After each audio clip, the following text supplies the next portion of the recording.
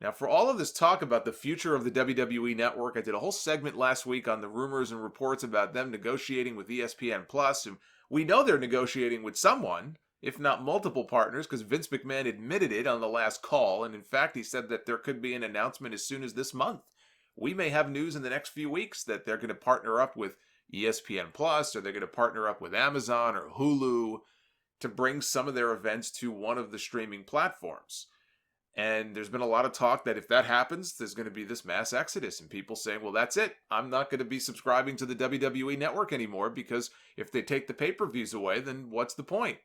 But the fact is the network has more going for it than just the pay-per-views. Case in point, two things I watched just this past week. First, the latest Broken Skull sessions with Steve Austin interviewing The Big Show, I thought was an excellent piece of business. Austin had interviewed Big Show once before on the network, but they covered a lot more ground here in this interview. And Big Show, I think, is always a great interview.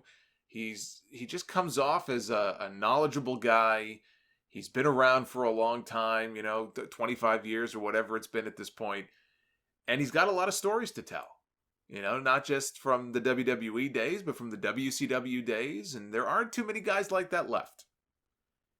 So just some key points here, some key takeaways that I thought were interesting from the interview. And you can watch the rest yourself if you care to do so. It was very brief. It was such a brief thing, but my ears perked up when he talked about this because I could tell from the tone of his voice that he clearly is still not very fond of Hacksaw Jim Duggan. He told this story or at least he doesn't think much of him. But he told this story about when he was new to WCW in the mid-90s. And Duggan was there, and the Giant was green as could be. He was new to the business. And Duggan offered to teach him how to play gin backstage. People would play cards and everything. And so Duggan said, hey, I'll teach you how to play. And he charged the Big Show $150 to teach him how to play gin. And I think he paid the money because he didn't know any better. But Duggan took advantage of him and said, I'll teach you $150. And he gave him the money. So once a worker, always a worker, I guess. But boy, you could tell just from the tone in his voice, and he even did a mock ho, that Big Show is no fan of Jim Duggan. He thinks it's great that the NWO is getting inducted this year into the WWE Hall of Fame, but he was not a fan of the way that they killed off all the babyfaces in WCW during their run. They played the cool heels, and if a babyface would ever threaten them, instead of showing fear or being intimidated, Scott Hall, for example. Remember Scott Hall would do that thing? He would pretend to be scared. He'd put his fingers up. Ooh, I'm real scared. And he said at that point, you're dead. If you're a babyface, you are dead. The moment that Scott Hall or anybody else does something like that. So he said instead of losing to guys and putting them over, what would happen is they would be like, hey, why don't we have the Giant join with us and come join the NWO? And he said that he was too naive. He was too young and naive and stupid at the time to realize what they were actually doing. And that's why looking back now, he hated joining the NWO. Once he got hip to what they were doing. They were conning him. Instead of putting him over and making him look good, they had him join with them so they wouldn't have to do the job for him. So in hindsight, it doesn't sound like he's overly enthusiastic. He's not an overly enthusiastic fan of the NWO, even though he was part of it. And he loves Hogan. I mean, it's not that he hates those guys or anything. I mean, he's the biggest Hulk Hogan fan there is. When Hogan went into the Hall of Fame, they cut to Big Show in the crowd. He had the waterworks going. Because Big Show wouldn't be where he is right now if it wasn't for the break that Hogan gave him. So it's not a matter of him, hating those guys or anything like that. But he's able now to look back and say, okay, I see what was going on here. I wasn't hip to the political game. Now I see it for what it is. And he's just not a fan of it. He said his favorite version of his character over the years was the version of Big Show we saw between 2011 and 2014. So not his WCW run, not his Attitude Era run or anything like that. He said for years, everybody would yell at him and would admonish him and tell him, work like a giant. You gotta work like a giant. And it frustrated him. He would say, what does that mean? Everybody's telling me work like a giant. What does that mean? And it wasn't until that 2011 to 2014 period that he said he really felt like he had finally put the pieces together. And if you remember, during that run, he won, I think he beat Cody at WrestleMania 28 for the Intercontinental Championship. And I think later that actually maybe the year before, That was in 2012. But the year before, he had won the World Heavyweight title and had a bunch of matches with Sheamus. And then later on came the Authority run. So he looks at that as his favorite version of the Big Show. He talked about The Undertaker. When they paired them up as the Unholy Alliance in the Attitude Era, he would chew the Big Show out all the time. He would critique every little thing that he did. He would yell at him. He would shout, to the point where he knew Undertaker would be waiting for him at the gorilla position, in the back, behind the curtain when his match was over. He would intentionally take a different exit to try to get to the back to avoid the Undertaker. But he was getting raked over the coals by Undertaker and other people so badly, to the point where there was one time, at least one night, where he was driving wherever he was going, maybe to the next city or his hotel. It's late at night. He's in his car driving, and he just wanted to drive off a bridge. He thought about driving off of a bridge and just ending it all. That's how bad it was. That's how badly that he had so much anxiety about this. And just felt like he couldn't. He was making mistakes. What am I doing wrong? Undertaker's yelling at me every time. He almost drove off a bridge because he just said, I just got to end it all. Thankfully, he didn't do that. Said early in his career, he was super agile. He was doing moonsaults and missile drop kicks off the top rope, kip-ups like he was Shawn Michaels. And Hulk Hogan and other people would tell him, I don't ever want to see you doing that stuff. You're a giant. You should not be doing moves that a cruiserweight would do. But, Big Show would also want to make other guys look good. And, he would take bumps for people that, frankly, probably he had no business taking bumps for. A few years ago, he chewed out Braun Strowman for doing the same thing. He said he saw Braun bump off a clothesline by Sami Zayn. He says, look, I love Sami, all due respect to Sami Zayn, but he pulled Braun aside in the back after that and said, don't ever do that again. You're the attraction, not Sami Zayn. Don't ever take bumps like that for somebody like Sami Zayn. Sami Zayn's half the size of Braun Strowman. He's bumping off a clothesline. He said, don't ever do that. He told a story about his debut at the St. Valentine's Day Massacre back in '99 when he came up from under the ring during the cage match with Austin and Vince McMahon, and how the company had plans to headline WrestleMania the following year in 2000 with Austin against the Big Show. I don't think I've ever heard this before. But he claims that he was told flat out the plan for WrestleMania 2000 was going to be Stone Cold one-on-one against the Big Show. And of course, almost immediately after he debuted, that plan went right out the window.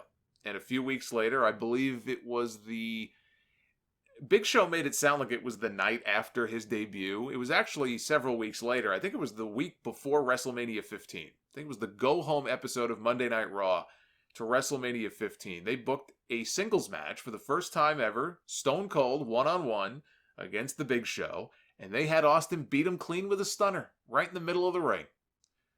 Now, Big Show's explanation for this, because that was a head-scratcher at the time, Big Show's explanation for this was he did not show them enough killer instinct that they were looking for behind the scenes. So they would come over to him, or Vince McMahon would come over to him and say, so what do you want to do? Like, what's your goal? What do you want to do? And he was just happy to be there. So his answer would basically be, whatever you want. I'll do whatever you guys want me to do. And he said that Vince McMahon didn't like that. He didn't think he had the chops. That he wasn't ruthless enough to step on other people, I guess, to get what he wanted. And he changed his mind. He said, fuck it. If he's not willing to fight for it, then you're going to beat him. You're going to beat him. Steve's going to beat him straight up. Now, I don't know that I buy that. Now, look, Big Show was there. I wasn't. I'm not saying he's lying. But to me, I hear that and I'm like, really? That, I don't know. That doesn't sound right to me. That might have been what he was told, that they were going to build to a WrestleMania match with him and Austin a year in advance. You know what that sounds like to me? That just sounds to me like they told him what they thought he wanted to hear. They fed him a bunch of BS and then turned around and they had Austin beat him on TV because he was a WCW guy. And they wanted to show that the WWF guys would always be better than the WCW guys. So that's my 2 cents on what was going on there. And if you don't think that they would be petty enough to do that, then you're not paying attention. He spoke of his love for playing Dungeons and Dragons. He is a big D&D fan. In fact, if you hop on YouTube, you'll find video of these long marathon sessions of D&D that the Big Show has played. It's quite something to see him sitting there for 6 hours at a table with other celebrities. And who's that guy? The actor Joe Manganiello. He hosts these like big Dungeons and Dragons gatherings at his house, and they stream it. And there's Big Show sitting there, and he's looking at the board, and he's rolling the dice. And anyway, he talked about that. He talked about his Netflix sitcom that's coming soon, The Big Show Show, where he plays a retired pro wrestler. He plays himself. He plays the Big Show. He's retired now, and his teenage daughter comes to live with him, maybe from another marriage, I guess. It's Big Show, his wife. There's 2 other daughters, and the other daughter comes to live with them. There's at least one episode where there are cameos by Mick Foley, Mark Henry, and Rikishi. They made guest appearances. It drops closer to WrestleMania time. There's no drop date yet for it. Netflix has not announced anything. WWE has not announced anything. I think Big Show said something about WrestleMania, like around WrestleMania. So we should be getting some kind of announcement about that in the next few weeks. I'm looking forward to watching it. I will check it out. I will watch at least the first episode and see what this show's about. Big Show's a funny guy. I feel like Big Show in a sitcom type of environment would actually shine. I think he would do well. So that was the Broken Skull sessions. They covered a lot of other ground. I would say if you have time, check it out. The other thing I watched was the WWE 24 documentary on R-Truth, Ron Killings, which was excellent. He got into his past, and he had a passion for music, but to make money, he started selling drugs. He wound up in jail, which is where he met Jack Crockett. Jack Crockett was the son of, the legendary promoter, Jim Crockett. Still represented today. The NWA is still doing Crockett Cup tournaments even to this very day. So he met Jack Crockett in jail. Jack had a DUI conviction, and I guess he had to spend 7 days in the slammer, and he was on a work release, so he was just constantly working a lot. And that's where he met Ron, and he took an interest in him, and he's the one who paid for Truth's training, his pro wrestling training, to break him into the business. And Truth never would have ended up in wrestling were it not for Jack Crockett. He basically saved his life. Who knows where he would have ended up? And there's a scene in the park. They're in a park somewhere, and Jack Crockett is sitting at this bench. It's like a picnic bench, and he's being interviewed for the documentary. And I'm sure they must have known that this was being set up. Maybe not. Maybe they didn't tell Jack Crockett that Truth was going to be showing up. But it's one of these things where he's sitting there and he's being interviewed, and then all of a sudden you see Truth coming up from the background, like he's walking towards him. And Crockett spins around and he sees Truth, and there's this great scene of them reuniting. I don't know when the last time was that they even saw each other, and they stand up and they're hugging, and Truth takes his glasses off and you can see he's crying, and it's really great stuff. Really great stuff. They have footage in here from his days in NWA Wildside, wrestling AJ Styles. They've got footage of him working Memphis. Road Dogg was there one night. He heard this kid rapping. He's in the back talking to somebody, and all of a sudden, I guess Truth is making an entrance, and he's like, whoa, who's that? Who's that kid rapping that I hear? And right away, he said, that's my new tag team partner. This was back in the K-Quick days. Then Road Dogg ended up getting fired a number of months later. That was the beginning of the end. About a year after that, they fired R-Truth. And he was very bitter about that. They never really gave him a reason why they were firing him. And they interviewed Jeff Jarrett for this, and they talked about him coming over to TNA, and they had footage from Impact. Impact has their Impact Plus service, and they loaned footage for WWE to use here. Back in the NWA TNA days of Truth coming in, he won the championship from Ken Shamrock. He was the NWA champion. And then he left. He came back to WWE. He did the Little Jimmy stuff, which was supposed to be about John Cena. He was supposed to call John Cena Little Jimmy. But he decided he ad-libbed, and it turned into, him talking about an imaginary friend.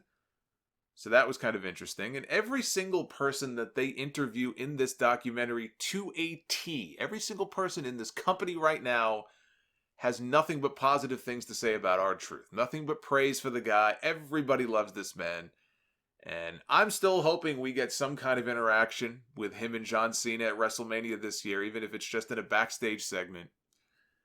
I'm sure it'll happen at some point. It may not be WrestleMania, but they've got to pay this off somehow. Him coming on TV every week and using John Cena's moves. They've got to pay this off at some point down the road. But this was great. So if you have a network sub, I would say watch those two things. If you only have time for one, definitely watch the R-Truth documentary. But this is the kind of content that really, I think, after the pay-per-views, this is the kind of content that really brings value to the network, and I don't think it gets talked about enough.